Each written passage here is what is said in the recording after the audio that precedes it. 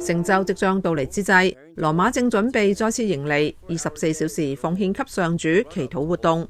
呢個係信友們懺悔嘅時刻。今年祈禱活動當日，適逢係禧年慈悲傳教士日，當日大約有500名傳教士聚首一堂，慶祝被認為係其中一項最大型嘅禧年活動。以往教宗方濟各經常參與呢項活動，喺祈禱活動上，教宗會為幾名助手辦告解聖事，甚至自己亦都辦告解。此外，鑑於舉行呢項聖事，教宗曾經向司鐸們提供以下建議。Io qui mi rivolgo ai miei fratelli confessori oggi.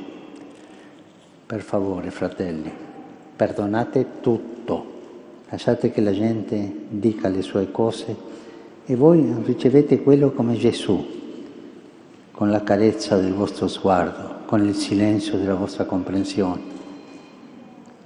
Per favore, il sacramento della confessione non è per torturare, ma è per dare pace.